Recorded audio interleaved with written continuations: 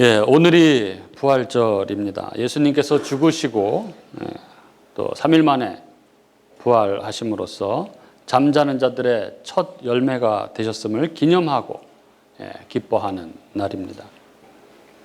우리 교우님들에게 죽음 그리고 부활은 무엇입니까?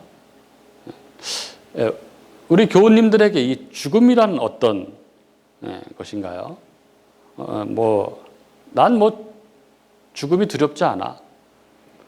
빨리 주님한테 가고 싶어. 이렇게 이야기하시는 분들도 계신데, 과연 이 죽음이란 게 두렵지 않으십니까?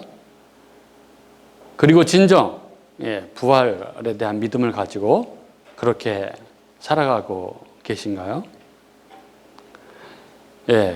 그 팀 켈러 목사님 너무나 여러분들이 잘 아시는 유명하신 목사님이신데, 신학자이시면서 변증가인 21세기의 C.S. 루이스다라는 그런 이야기를 들으시는 그런 분이시고, 정말 방대한 저술 활동도 하시고, 우리나라에도 그분 책은 거의 다 지금 번역돼서 출판되고 있는데, 2018년에 한국에 오셔서 또 직접 뵌 적도 있으신데, 2020년에 놀라운 소식을 들었죠.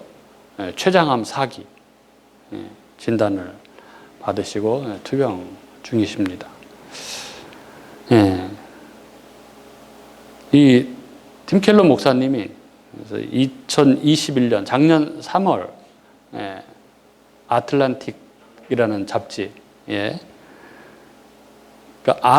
자신이 받은 암 진단이 자신의 삶과 죽음에 대한 그의 관점을 어떤 영향을 미쳤는지에 대한 칼럼을 기고를 했습니다.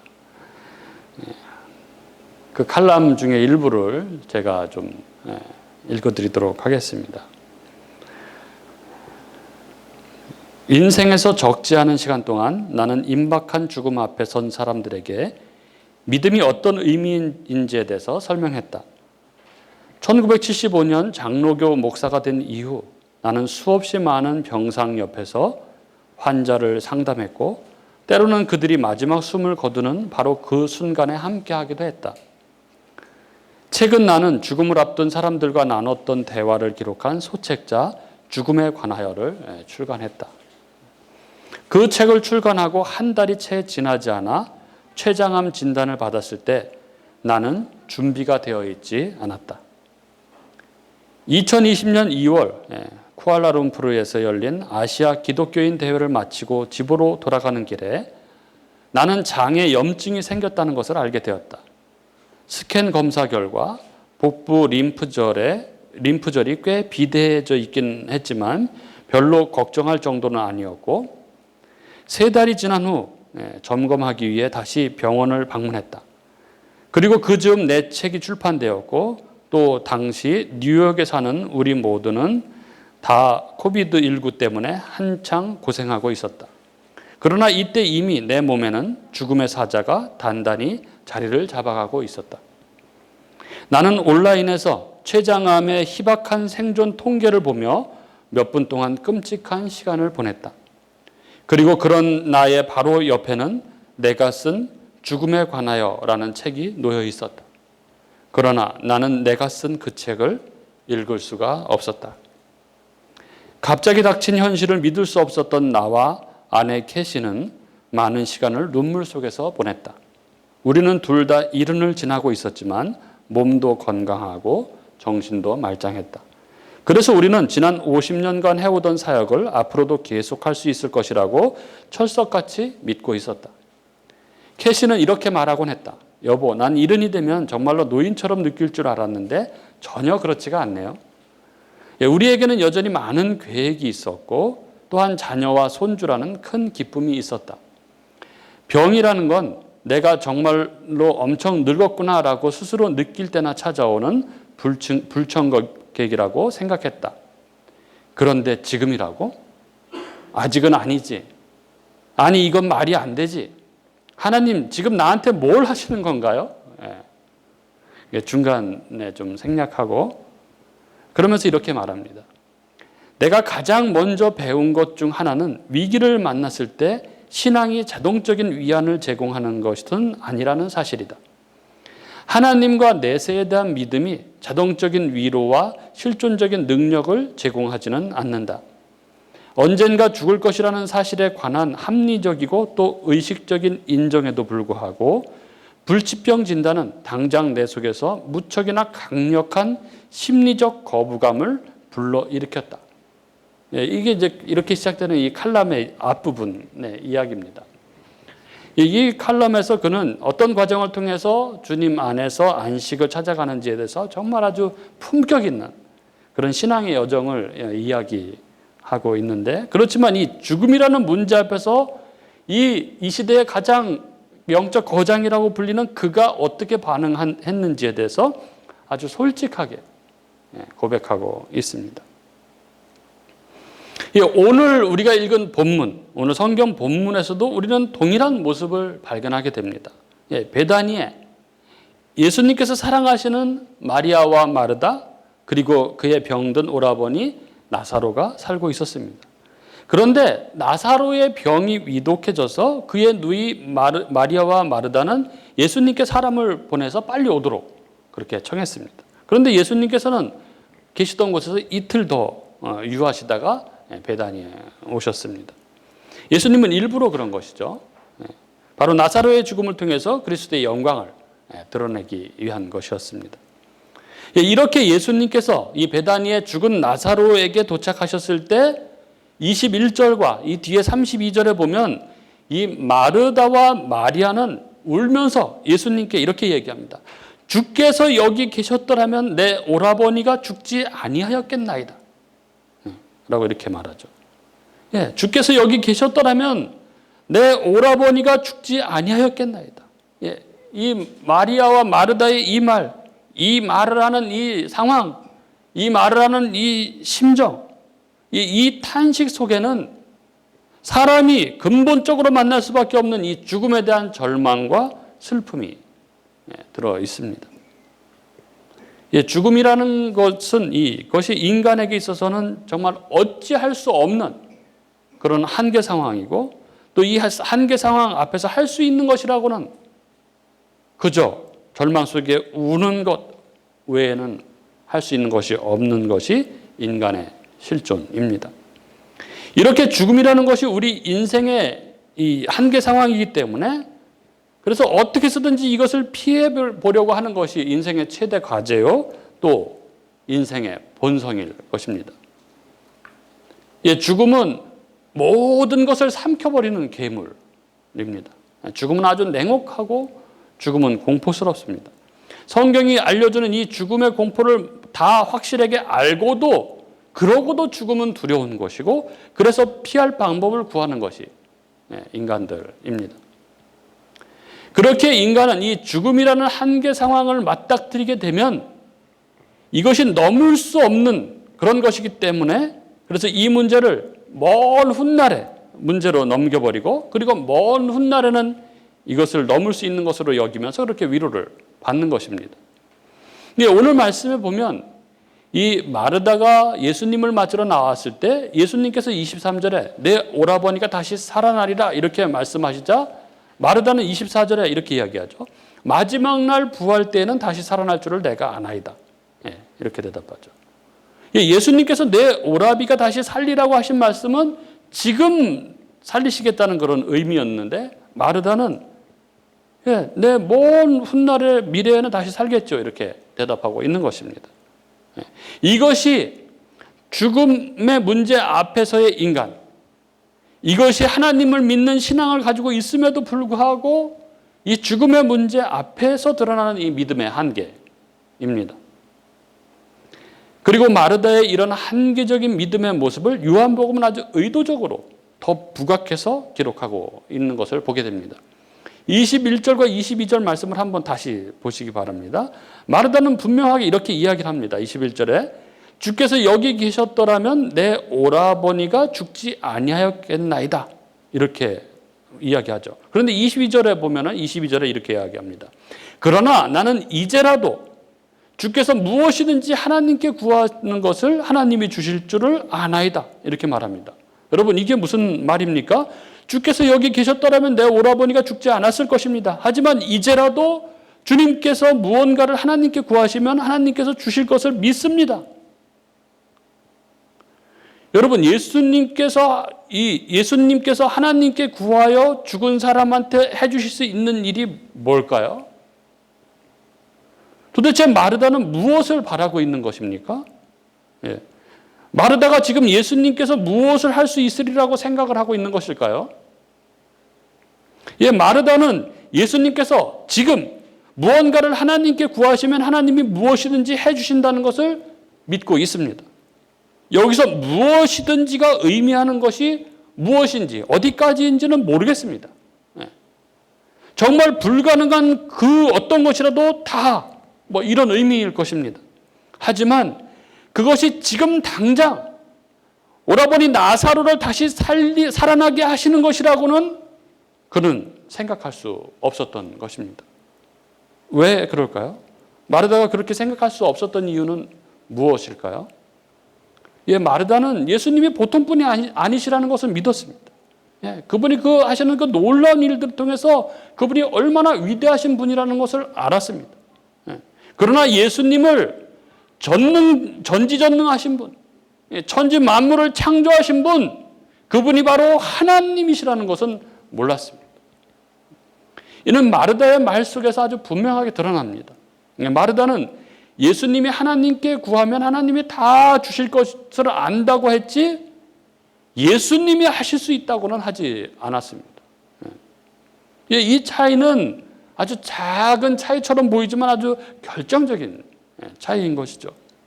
그래서 마르다의 이 이야기를 들으시고 예수님께서 내 오라비가 다시 살아나리라 이렇게 말씀하자 마르다는 조금 전에 지금 주께서 무언가를 하실 수 있을 것이라고 그렇게 말해놓고는 이 지금의 이야기를 먼 훗날의 이야기로 후퇴시킵니다. 그래서 24절에 이렇게 이야기하죠. 마르다가 이르되 마지막 날 부활 때에는 다시 살아날 줄을 내가 아나이다. 예, 마르다는 예수님이라면 병자를 고치시고 귀신을 내쫓으시고 물 위를 걸으시고 오병이어의 기적을 행하시는 그 놀라운 능력을 소유하신 분, 이분이시라면 분명 나사로가 죽어버린 이 절망적인 상황 속에서 무엇이라도 할 수 있을 것이라는 나름의 믿음을 가지고 있었습니다. 하지만 거기까지인 것이죠. 예, 마르다는 지금 현재 나사로를 다시 살리시는 그 부활까지는 믿지 못한 것입니다. 예, 그분이 바로 하나님이시라는 사실을 믿지 못했던 것입니다.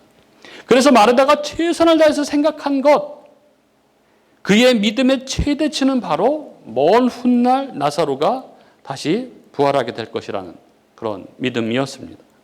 그렇습니다. 예. 우리도 육을 입고 있는 사람의 입장에서 이 부활이라는 것은 정말 믿기 어려운 것입니다. 예. 부활은 정말 우리의 상식으로는 이해할 수 없는 일입니다. 그런데 여러분, 여기 예수님을 보십시오. 예. 모든 종교가, 모든 인간이 다, 심지어 이 마르다와 마리아처럼 하나님을 믿는 사람들조차도 넘어설 수 없었던, 그래서 그것을 나중에 마지막 때에 해결될 것이라고 했던 그 문제를 주님은 지금 해결하시는 분으로 스스로를 선언하고 계십니다. 25절 26절 이렇습니다. 예수께서 이르시되 나는 부활이요 생명이니 나를 믿는 자는 죽어도 살겠고 무릇 살아서 나를 믿는 자는 영원히 죽지 아니하리니 이것을 내가 믿느냐. 예, 여기 예수님의 말씀하시는 것은 바로 누구도 지금 그 일이 있을 것이라고 여길 수 없어서 이 미래의 가능성으로 밀쳐버려뒀던 그 부활을 현재로 가져오고 계신 것입니다. 예수님께서는 지금 현재형으로 말씀하고 계시죠. 예수님이 나는 부활일 것이다, 나는 생명일 것이다 이렇게 말씀하지 않으시죠. 예수님은 아주 강하게 현재형으로 말씀하십니다. 나는 부활이다. 나는 생명이다. 예, 부활이란 미래의 일이 현재에 나타나는 것입니다. 장차 있을 일이 우리 주님 때문에 지금 여기에 일어나는 일입니다. 여러분, 그러면 왜 그렇습니까? 도대체 예수님이 누구시길래 이런 일이 가능한 것입니까? 25절에 말씀하고 계신 것처럼 우리 예수님께서 바로 생명이시기 때문에 그렇습니다. 그분이 바로 생명의 주관자 하나님이시기 때문에 그렇습니다. 그분이 천지 만물을 창조하시고 유지하시고 이끌어 가시는 분, 그분이 생명 자체, 그분이 바로 살아계신 하나님이시기 때문에 그런 것이죠. 그 예수님으로 말미암아 우리는 예수님을 믿는 순간 죽었던 우리의 영이 다시 부활이 되고 영원한 생명을 소유하게 되는 것입니다. 언젠가 육신이 죽음에 이른다고 해도 그리스도 안에 있는 우리의 영혼은 다시 죽음이라는 것은 없습니다. 여기 무릇 살아서 나를 믿는 자는 영원히 죽지 아니하리니 이렇게 말씀하시죠. 이미 중생한 사람, 영적인 부활을 경험한 사람은 영원한 생명의 소유자가 된 것입니다. 육체가 죽는 것을 성경은 잠자는 것이라고 그렇게 말씀합니다. 영적 부활은 예수님을 믿을 때, 중생할 때 이미 일어나는 것이죠. 그럼 육체적인 부활은 언제 일어납니까? 예수님 재림하실 때 일어나는 거죠. 그날 육체는 썩지 아니할 몸을 입고 다시 부활하게 된다고 성경은 말합니다. 고린도전서 15장 52절 53절에 이런 말씀이 있습니다. 나팔 소리가 나매 죽은 자들이 썩지 아니할 것으로 다시 살아나고 우리도 변화되리라. 이 썩을 것이 반드시 썩지 아니할 것을 입겠고 이 죽을 것이 죽지 아니함을 입으리로다. 우리가 예수님을 믿는다는 것이 바로 이것입니다. 바로 그분, 우리 주님이 부활이요 생명이심을, 그분이 바로 생명의 주관자이심을 믿는 것입니다. 그때 그분을 믿을 때 우리는 장차 사는 것이 아니라 바로 지금 다시 살게 되는 것입니다. 그분으로 말미암아 새 생명이 임함으로 그분 안에서 새 생명의 삶, 그 하나님 나라의 삶이 우리 삶 속으로 밀려 들어오는 것입니다. 그리고 오늘 말씀은 결론적으로 우리에게 이 마르다의 놀라운 신앙 고백을 소개합니다. 27절이죠. 이르되 주여 그러하외다. 주는 그리스도시요 세상에 오시는 하나님의 아들이신 줄 내가 믿나이다. 여러분, 무엇이 우리로 하여금 인생의 한계를 뛰어넘고 우리의 이해로 받아들일 수 없는 부분을 받아들이고 그 부활을 받아들이고 그것이 실제 우리 삶에 실현되게 하는 것일까요? 그것은 다름 아닌 우리 주님께서 그리스도시요 세상에 오시는 하나님의 아들이심을 믿는 그 믿음 안에서 실현이 되는 것입니다. 우리가 이 땅에서 부활의 삶을 살아갈 수 있는 유일한 이유는 우리 예수님께서 그리스도시요 우리의 죄의 문제를 해결하시는 분, 그리스도시요 세상에 오시는 하나님의 아들, 그분이 바로 하나님이심을 믿는 그 믿음입니다. 그 우리의 믿음이 발현되는 우리의 삶의 현장에 불쑥불쑥 하나님이신 그분이 오십니다. 그리고 하나님 나라가 임하는 것입니다. 그렇습니다. 우리 주님께서는 그리스도시요 세상에 오시는 하나님의 아들이십니다. 그분께서 우리의 죄를 대신 지시고 죽으셨고 또 내 마음에 성령을 부으셔서 미래 장차의 부활을 지금 여기 우리가 살고 있는 이 땅에 내 삶 가운데 이곳에 오시게 하는 분이십니다. 그러므로 여러분, 부활의 예수님을 믿는 사람이라면 미래의 영광이 지금 우리 삶에 침투했음을 믿고 살아가야 하는 것이죠. 그 놀라운 은혜를 누리며 살아가게 된 자들이 바로 예수를 믿는 자들, 바로 성도인 것입니다. 그래서 성도는 이 땅에 임한 하나님 나라, 그 천국을 살아가는 사람들입니다. 그리고 우리 주님은 우리가 그 믿음으로 우리가 현재의 부활의 삶을 그렇게 살아가기를 원하시죠. 마르다에게 그 믿음을 불러일으켜 주셨듯이 우리가 그 믿음을 가지고 살아갈 수 있도록 그렇게 하십니다. 그래서 예수님께서는 이 은혜를 잊지 않고 이것을 누리며 살아갈 수 있도록 하기 위해서 제정해 주신 것이 바로 성찬인 것이죠. 은혜의 방편, 성찬입니다. 오늘 우리가 이어서 성찬을 할 텐데 우리 교우님들은 성찬을 할 때 이 무엇을 고백하면서 떡과 포도주를 먹고 마십니까? 뭐 나중에 있을, 장차 있을 그 하나님 나라의 혼인잔치를 그냥 기대하면서 그렇게 참여하십니까? 그런 게 아니죠. 우리는 그리스도 예수 안에서 이미 그 나라가 구현됐다는 것을 고백하면서 먹고 마시는 것입니다. 즉 눈에 보이는 이 표징, 이 떡과 포도주를 통해서 우리 눈에 그 물리적인 표징이 아주 부인할 수 없는 것처럼 확실하게 그 하나님의 은혜, 예수 그리스도의 그 몸이 찢겨지고 피를 흘리심으로 인해서 우리가 구원받고 우리가 새 생명을 얻어서 이미 이 땅에서 하나님 나라를 누리고 있다는 것을 성찬을 통해서 우리는 확신을 하게 되는 것입니다. 그래서 성찬은 그 믿음을 우리에게 북돋아주고 그 믿음으로 살아가도록 하는 하나님의 은혜의 방편인 것입니다. 그런데 우리는 때때로 이 실제적인 은혜의 방편인 이 성찬의 의미를 잊어버리고 이 은혜를 누리지 못하고 이 성찬마저도 아주 형식적으로 그렇게 여기며 이 성찬을 아주 경홀히 여기는 경우가 있습니다. 전에 섬겼던 교회에서 있었던 일입니다. 그날 성찬식이 있었던 그날의 일입니다. 이제 오후 예배까지 끝나고 정리하느라고 이제 식당에 내려갔는데 난로 옆에서 권사님과 집사님들이 뭔가를 이렇게 둘러앉아서 마시고 계셨습니다. 그랬더니 저를 보시고는 목사님 피곤하신데 이거 한 잔 드세요 하면서 포도즙 성찬하고 남은 포도즙을 큰 컵 하나 가득 그렇게 주셨습니다. 그래서 얼떨결에 받아서 감사합니다 하면서 단숨에 다 마셨습니다. 그렇게 마시고 집에를 가는데 운전을 하는데 갑자기 몸이 굳는 거예요. 다리가 이 오른쪽 다리가 오른쪽이 뭐 악셀에다도 밟고 뭐 브레이크도 밟고 하는 오른발이 굳는 거예요. 움직이지도 못하겠는 거예요. 오른발이.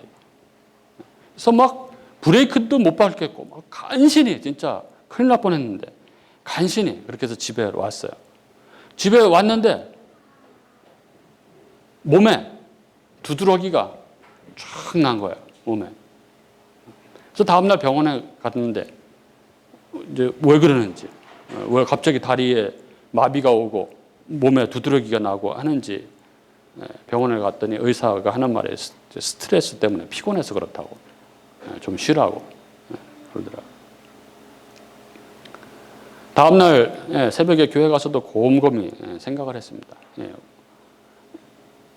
다리가 마비된 건 마비된 건데 더 제가 신경 쓰였던 부분 두드러기. 몸에 난 두드러기 때문이었습니다. 저한테 있어서 이 두드러기는 아주 특별한 의미였거든요. 왜냐하면 제가 교회에 나오기 전에, 교회에 다니기 전에 사업을 하다가 부도가 나서 뭐 굉장히 방황하던 시절이 있었습니다.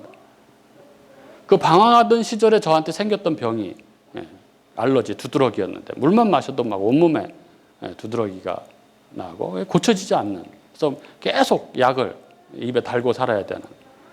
근데 제가 교회를 가게 되고 교회에 간 지 얼마 안 돼서 그 원단 수련회에서 그 믿음이 없는 상태에서 남들 기도하는 그 분위기에 압도돼가지고 저도 이런 불치병이 있는데 고쳐주세요 했다가 그 다음날 일시에 낳게 됐던 게 두드러기였습니다.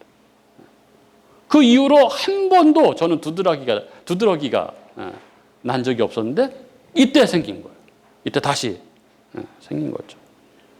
그래서 새벽 기도하면서도 곰곰이 생각을 해봤습니다. 이거는 분명히 하나님과 관련된 일이라는 생각이 들었죠. 왜 이런 일이 일어났는지 계속 기도를 했습니다. 새벽 기도를 마치고 이제 잠깐 잠을 잤는데 자고 일어났는데 자고 일어났는데 갑자기 코에서 뭐가 하나 툭 떨어졌는데 손에 툭 떨어진 거예요. 탁 보니까 피가 탁 떨어진 거예요. 네, 코에서. 근데 그 피를 다 보는 순간 온몸이 송연해지면서 탁 느껴지는 게 있는 거예요. 아, 그 성찬식 포도주 생각이 탁 난 거예요. 하나님의 강력한 경고구나 하는 생각이 들었습니다. 이 성찬을 경홀히 여긴 것에 대한, 이 성찬에 사용된 그 포도주를 너무 경홀히 여긴 것에 대한, 우리가 천주교처럼 화채설을 믿는 건 아니죠. 기도할 때 이 빵이 실제 예수님의 몸으로 변하고 살로 변하고 이 포도주가 실제 예수님의 피로 변한다고 이렇게 믿지는 않습니다. 우리는. 그러나 영적 임재설을 믿죠. 우리가 이 떡에 이 포도주에 기도할 때 예수 그리스도께서 영으로 이곳에 임한다는 것을 믿는 것이죠. 그렇게 기도한 이 빵과 이 포도주는 그래서 그 처리도 굉장히 소중하게 해야 되는 것인데 그냥 막 마신 거죠. 그리고 권사님들, 집사님들이 그렇게 막 마시고 있을 때 목사로서 그것을 잘 권면했어야 되는데 나도 똑같이 그냥 아무 생각 없이 그렇게 해버린 거죠. 이렇게 이 하나님의 영적인 임재, 예수 그리스도의 영적인 임재의 놀라운 현장인 이 성찬식, 이것을 너무 경홀히 여긴 것에 대한 하나님의 경고였다는 생각이 들었습니다. 그것을 깨닫고 나서 바로 회개 기도를 했고 그 이후 두드러기는 사라지고 이제껏 한 번도 다시 두드러기가 생긴 적은 없습니다. 사랑하는 우리 교우님들, 이 부활의 주님을 믿는다는 것은 먼 훗날 그 천국의 황금길을 바라보면서 현세의 삶을 그저 우리가 명절 때문에 지금 굶듯이 막 명절을 기다리면서 지금 굶듯이 그렇게 희망 고문 속에 살아가는 삶이 아닙니다. 부활의 주님을 믿고 신앙한다는 것은 미래에 받을 그 영광이 지금 바로 내 삶에 구현되고 있다는 것을 알고 믿고 살아가는 삶입니다. 그래서 매일매일의 삶 속에 그 믿음 안에서 드러나는 하나님, 믿음 안에서 임재하는 그 하나님 나라를 실제로 경험하면서 살아가는 삶입니다. 여러분, 이 부활의 주님, 이 생명의 주님이 우리에게 오셨습니다. 그리고 오늘도 우리를 붙드시고 인도하시며 우리의 믿음을 세워 가십니다. 우리가 여전히 이 땅에 발을 딛고 살고 있지만 그러나 우리에게 임한 이 놀라운 은혜, 이 부활의 주님의 이 생명의 주님을 믿음으로 내 삶 가운데 이 생명의 주이신 우리 주님의 임재를 그리고 그 하나님 나라를 마음껏 누리며 살아가는 저와 여러분이 될 수 있기를 간절히 바랍니다.